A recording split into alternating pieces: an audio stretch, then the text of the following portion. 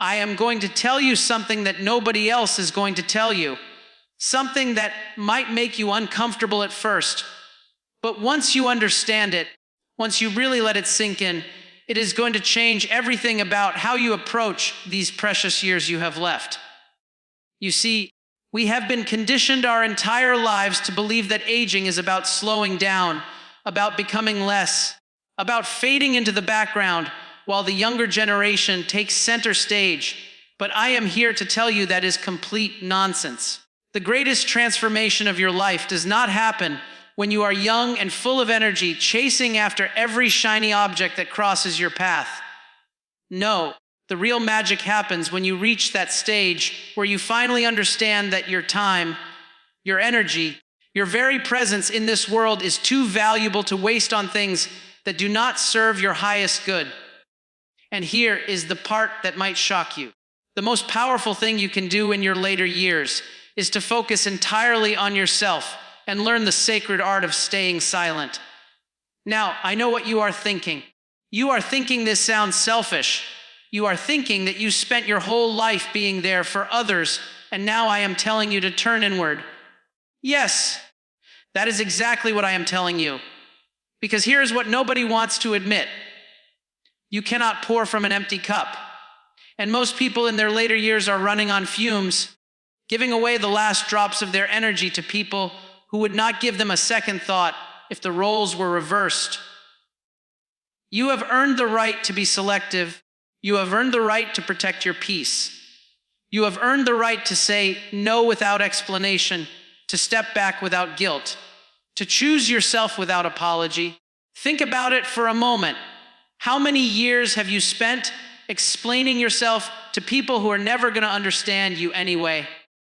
How many hours have you wasted trying to convince someone of your worth, trying to prove your value, trying to make them see what you bring to the table? And where did it get you?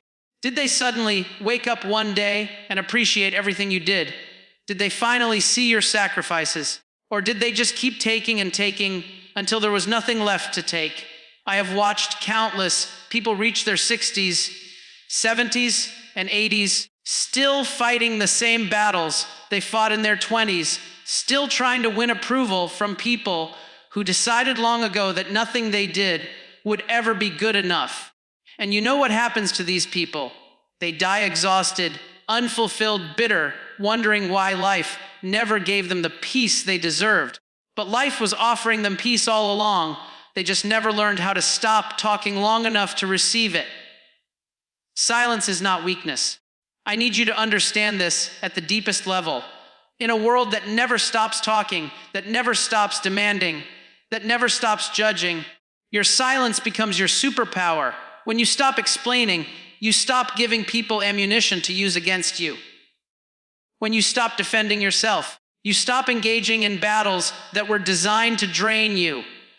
When you stop trying to make people understand your choices, you free yourself from the prison of their opinions. You see, every word you speak is energy. Every explanation you give is power flowing out of you.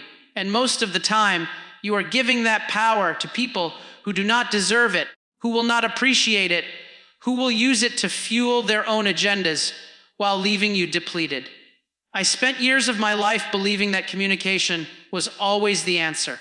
I thought if I could just explain myself clearly enough, if I could just make them see my perspective, if I could just find the right words, then everything would be resolved. But I was wrong. Some people do not want resolution. Some people do not want understanding. Some people thrive on chaos, on drama, on keeping you engaged in their dysfunction because it makes them feel important, makes them feel powerful, makes them feel less alone in their misery. And the moment you realize this, the moment you truly comprehend that your words are wasted on certain individuals, that is the moment you begin to reclaim your life. Your later years are not the time for explanations. They are not the time for justifications. They are not the time for proving anything to anyone. These years are for harvesting everything you have learned, for enjoying the fruits of your labor, for finally giving yourself permission to live on your own terms without the constant noise of other people's expectations. But here is the challenge. You have been programmed since birth to put others first. Your parents taught you to be polite, to be accommodating, to always consider how your actions affect others. Society reinforced this message 1,000 different ways, telling you that your value comes from your usefulness to others, from your willingness to sacrifice, from your ability to make everyone around you comfortable, even at the expense of your own comfort. And now, after decades of this conditioning, I am asking you to do something radical. I am asking you to deprogram yourself. I am asking you to look at all those beliefs you have been carrying around like sacred truths and question every single one of them. Who said you have to answer every phone call? Who said you have to attend every family gathering? Who said you have to maintain relationships that drain you just because you share DNA or history? Who made these rules, and why are you still following them? The answer is going to make you uncomfortable. You are following them because you are afraid. You are afraid of being called selfish. You are afraid of being misunderstood. You are afraid of being alone. You are afraid that if you stop performing, if you stop being everything to everyone, you will discover that nobody actually cared about you at all. They only cared about what you could do for them. But let me tell you something that might sting at first, but will ultimately set you free. If the only reason people want you around is because of what you do for them, then you are not in relationships, you are in transactions. And transactional relationships will never fill the void inside you. They will never give you the deep connection you crave. They will never make you feel truly seen, truly valued, truly loved. Instead, they will just keep you busy, keep you distracted, keep you from facing the one thing you have been avoiding your entire life, yourself. Because focusing on yourself is not just about self-care routines and bubble baths, though those things have their place. It is about confronting who you really are when nobody else is watching, when there is no audience to perform for, when there is no role to play. It is about asking yourself the hard questions. Who am I beyond what I do for others? What do I actually want from the time I have left?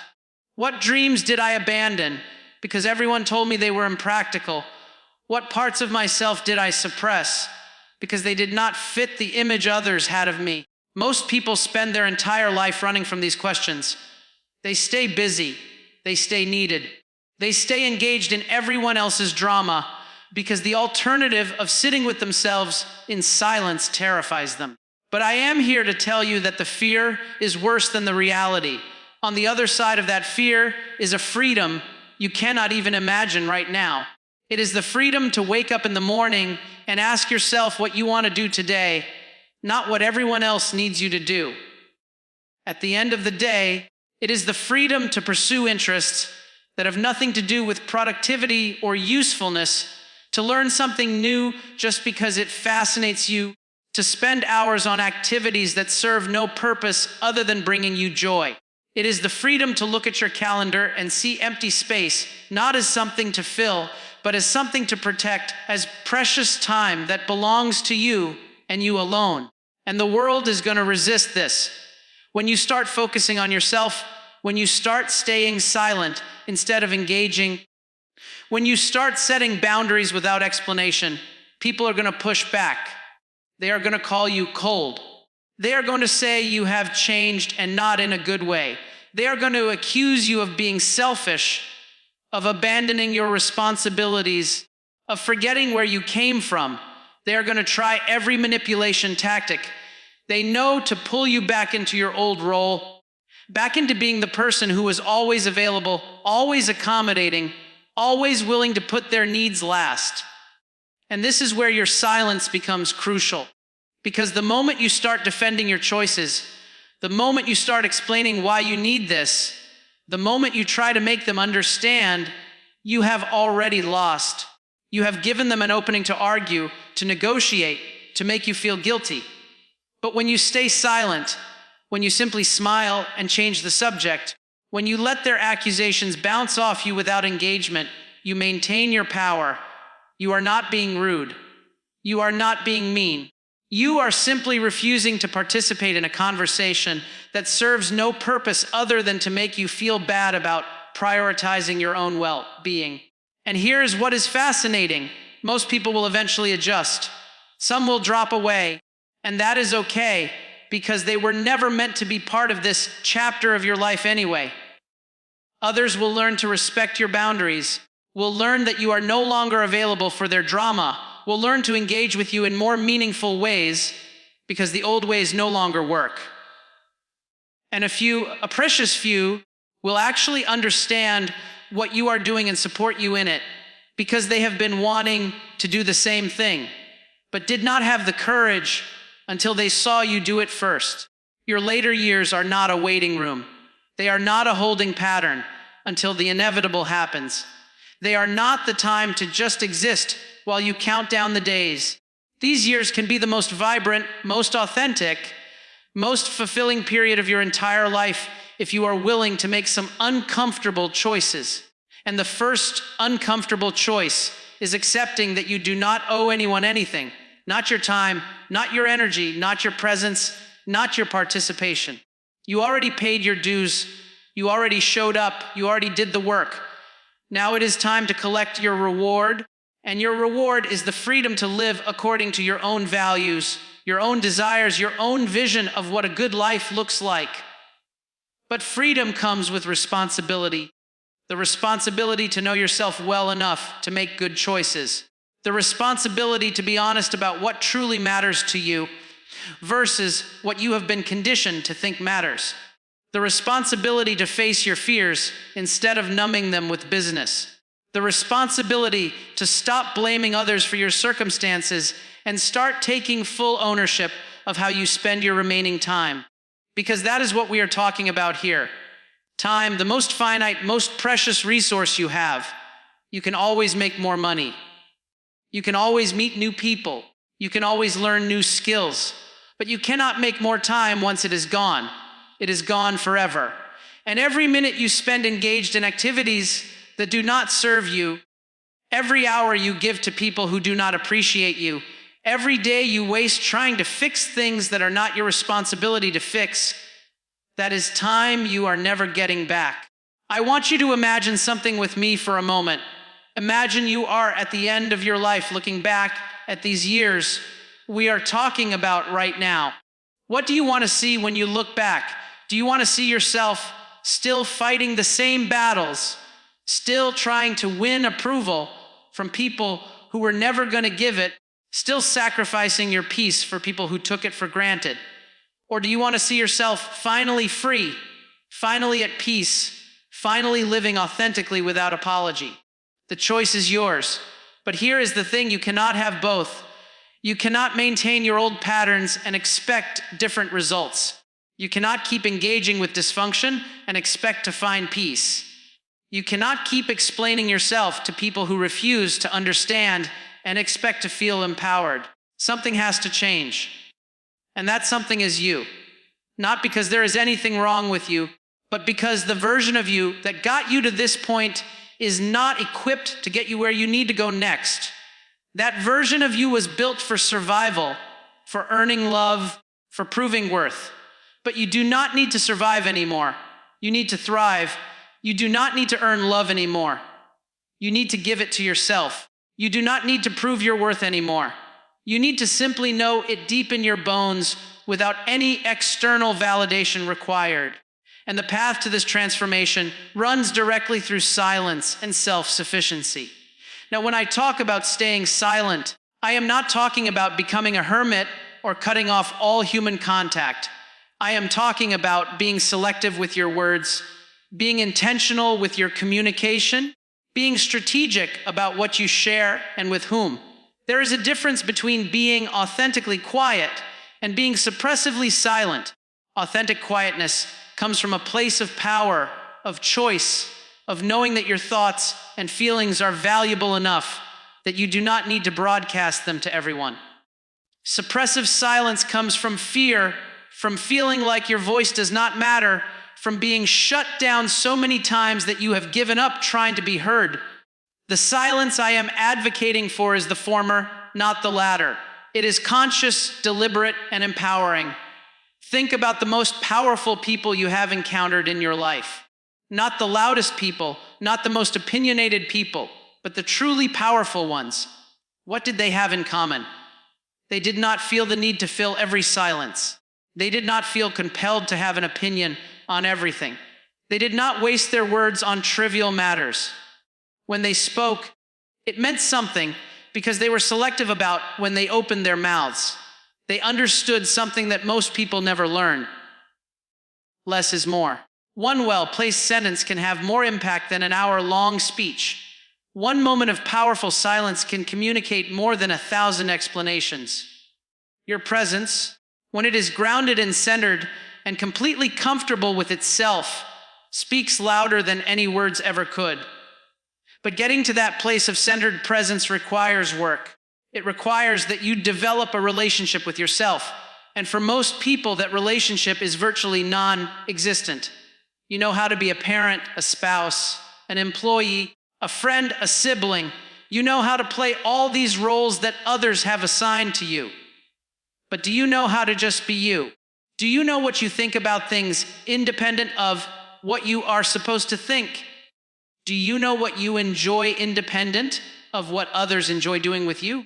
Do you know what your values are independent of the values you inherited from your family or absorbed from your culture? These are not easy questions, and they do not have quick answers. Developing this self-knowledge takes time, takes reflection, takes a willingness to be uncomfortable with what you discover. Some of what you discover is going to surprise you. You might find that you have been living according to values you do not actually believe in. You might find that relationships you thought were essential to your identity are actually holding you back. You might find that the life you built, while perfectly fine, is not the life you actually want.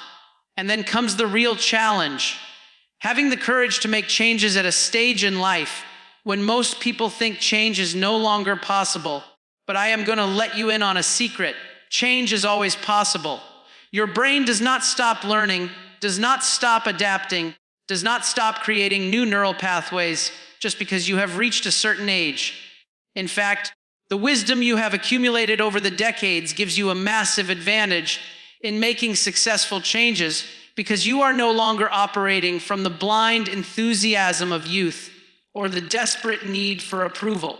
You are operating from a place of clarity, of knowing what works and what does not, of understanding consequences in a way that younger versions of yourself never could. So, when I tell you to focus on yourself, I am not asking you to become narcissistic or self-absorbed. I am asking you to finally give yourself the attention, the care, the consideration that you have been giving everyone else your entire life. I am asking you to treat yourself like you matter, because you do.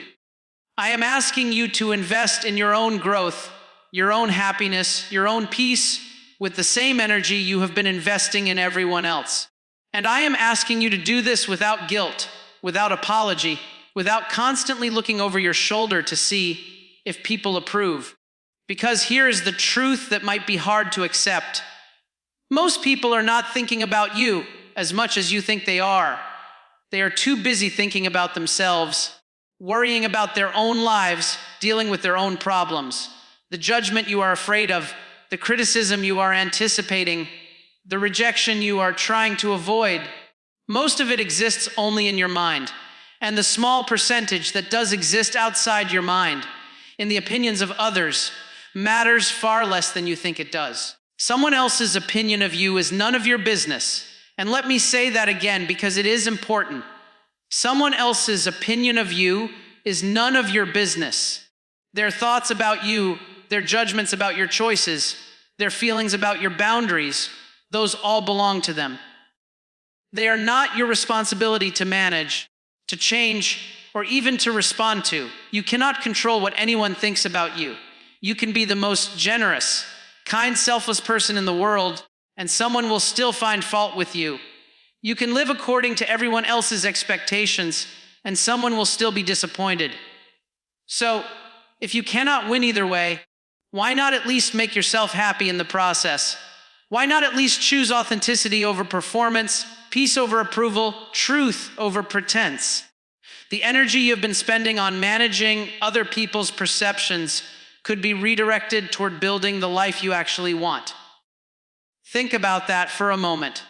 All the mental energy you expend worrying about what they think, planning what to say to avoid conflict, rehearsing explanations for your choices, that is energy that could be going toward creative pursuits, toward deepening your understanding of subjects that fascinate you, toward developing skills you have always wanted to learn, toward simply enjoying the present moment without the constant background noise of anxiety about how you are being perceived. The quality of your life is directly proportional to the quality of your thoughts. If your mind is constantly occupied with others' opinions, with defending yourself, with explaining yourself, with proving yourself, then you are living in a mental prison of your own making. But the door to that prison has been unlocked this entire time. You just have to be willing to walk through it. Walking through that door means making peace with the fact that some people will not understand your transformation. Your children might think you are being selfish when you start saying no to babysitting every time they need it. Your siblings might think you are abandoning the family when you stop showing up to every gathering. Your old friends might think you have become boring when you are no longer interested in the same activities or conversations. And all of these reactions, while perhaps uncomfortable to witness, are not your problem to solve. Your job is not to make everyone comfortable with your growth. Your job is to grow. Your job is to evolve.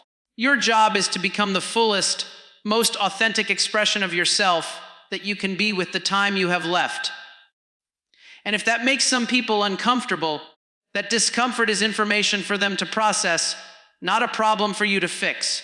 This is where staying silent becomes a practical strategy rather than just a philosophical concept.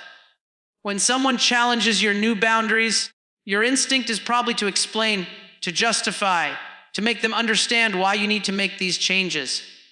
But explanation is engagement, and engagement keeps you stuck in the old dynamic. Instead, practice phrases like, "I appreciate your concern," or "I am not available for that," without any elaboration. These statements do not invite debate. They do not open the door to negotiation. They simply communicate your position and leave it at that. The silence that follows, while potentially uncomfortable, is where the real power lies. In that silence, the other person has to sit with their own feelings about your boundary. They have to decide whether they are going to respect it or not. And their decision tells you everything you need to know about whether this relationship is worth continuing to invest in. Relationships that cannot survive your boundaries are not relationships worth having. This might be the hardest truth you will have to accept in this process. We are taught that relationships require compromise, require give and take, require flexibility. And that is true to a point, but there is a difference between healthy compromise and self-abandonment. Healthy compromise is when two people work together to find solutions that honor both of their needs. Self-abandonment is when one person consistently sacrifices their needs, their preferences, their well-being to maintain peace or avoid conflict or keep someone else happy. If you have been practicing self-abandonment for years or decades in certain relationships, setting boundaries is going to feel like an earthquake to the other person. They have become accustomed to your compliance, to your flexibility, to your willingness to put them first. When that suddenly stops, they experience it as a loss, as a betrayal, as you being difficult. But you are not responsible for their feelings about your growth. You are not responsible for helping them adjust to the new you. You are not responsible for making this easy for them. Your only responsibility is to yourself, to your well-being, to your peace. And if they cannot accept that, if they cannot adjust to relating to you as a person with your own needs, rather than as a supporting character in their story, then they are showing you who they are. Believe them. Do not make excuses for them. Do not convince yourself that they will change if you just give them more time. Do not tell yourself that you are being too harsh or too rigid. Trust what their behavior is telling you and act accordingly. And acting accordingly might mean limiting contact, might mean ending phone calls when they become draining, might mean declining invitations, might even mean ending relationships that no longer serve you. I know that sounds harsh. I know it goes against everything you have been taught about loyalty and commitment and sticking by people through thick and thin. But here is what nobody tells you about loyalty. It should be reciprocal. Commitment should go both ways. And sticking by someone should not require you to lose yourself in the process. You can love people from a distance. You can wish them well without being actively involved in their lives. You can care about their well-being without sacrificing your own. These are not contradictions. They are the nuanced reality of mature, healthy relationship boundaries. And learning to hold these nuances, to accept that you can feel multiple things at once, caring about someone and also needing space from them, loving your family and also recognizing they are not good for your mental health, appreciating someone's positive qualities while also acknowledging that the relationship has run its course. This is part of the wisdom that comes with age if you are willing to embrace it. But most people are not willing. Most people would rather maintain the familiar dysfunction than face the unknown of change. They would rather complain about their circumstances than take action to improve them. They would rather stay in relationships that drain them than risk being alone. And if that is where you are right now, I am not judging you. I understand it. Change is terrifying, especially when you have spent a lifetime building an identity around certain relationships and roles. Letting go of that identity, even when it is making you miserable, feels like dying. In a sense, it is a death. It is the death of who you thought you had to be, who you were told to be, who you have been pretending to be. But death is not the end. It is transformation. It is the necessary prerequisite for rebirth. You cannot become who you are meant to be without releasing who you have been. You cannot step into your power without leaving behind the powerless version of yourself that others found so convenient. And that powerless version, the one that said yes when they wanted to say no, the one that smiled through discomfort, the one that prioritized everyone else's feelings above their own, that version served a purpose. It kept you safe. It helped you belong. It got you through times when you did not have the strength or resources to stand alone. But you are not that person anymore. You have strength now. You have resources now. You have wisdom now. You have the capacity to stand alone. And more importantly, you have the understanding that standing alone is sometimes the most loving thing you can do for yourself. Because loneliness and solitude are not the same thing. Loneliness is feeling alone even when you are surrounded by people, feeling unseen, unheard, misunderstood despite your best efforts to connect. Solitude is choosing to be alone, to have space to think your own thoughts, to hear your own voice, to remember who you are beneath all the roles and expectations. Solitude is where transformation happens. It is where you finally have the mental and emotional space to process everything you have experienced, to integrate the lessons, to decide who you want to be moving forward. But our culture is terrified of solitude. We are taught that being alone means something is wrong with you, that you are unlikable, that you failed at the fundamental human task of building relationships. So people stay busy, stay connected, stay engaged, even when it is killing them, because the alternative, being alone with themselves, seems worse than the slow death of self-abandonment. But I am telling you, it is not worse. The discomfort of solitude is temporary. The pain of living a life that is not yours, that is permanent unless you choose differently. The awkwardness of learning to be with yourself passes. The regret of reaching the end of your life, never having truly lived, that haunts you until your final breath. So how do you begin this process? How do you start focusing on yourself and embracing silence when everything in your life is set up to prevent exactly that? You start small. You do not have to blow up your entire life overnight. You do not have to send dramatic letters to everyone explaining your transformation. You do not have to make grand announcements. You simply start making different choices, one at a time in small ways that slowly add up to big changes. You start by noticing where you are giving your time and energy. Pay attention over the next week to how you spend your days. Notice which activities leave you feeling energized and which leave you feeling depleted. Notice which relationships feel nourishing and which feel draining. Notice which conversations you genuinely enjoy and which are just endured out of obligation. Do not judge what you notice, just observe. Awareness is the first step to change. Once you have developed some awareness, you start making small adjustments. Maybe you decide that you are no longer available for phone calls that last hours, where you are essentially serving as a free therapist to someone who never asks about your life. You do not need to end the friendship. You just set a boundary. When they call, you can talk for 20 minutes, and then you have something you need to do. You do not explain what that something is. You do not apologize for it. You just create the boundary and hold it. Will they be upset? Maybe. Will they adjust? Probably. And if they do not, if they cannot respect this tiny boundary, then you have important information about the relationship that you can use to make further decisions. Maybe you decide that you are going to spend one morning a week doing something just for yourself, something that has no productive value, no purpose other than bringing you joy. Maybe it is sitting in a coffee shop reading. Maybe it is taking a long walk in nature.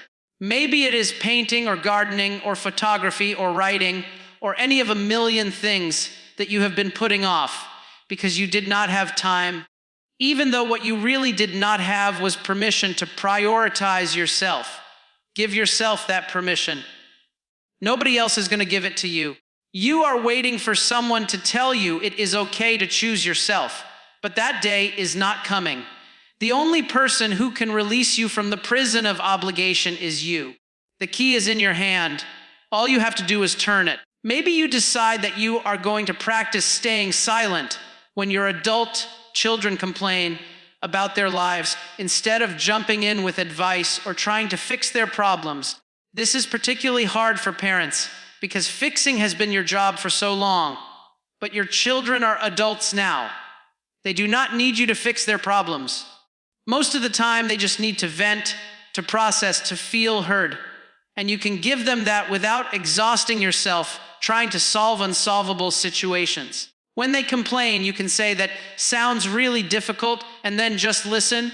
You do not offer suggestions unless they specifically ask for them. You do not take on their emotions as your own. You do not lie awake at night worrying about their choices. You care, you listen, and then you let them handle their own lives. This is love. This is respect.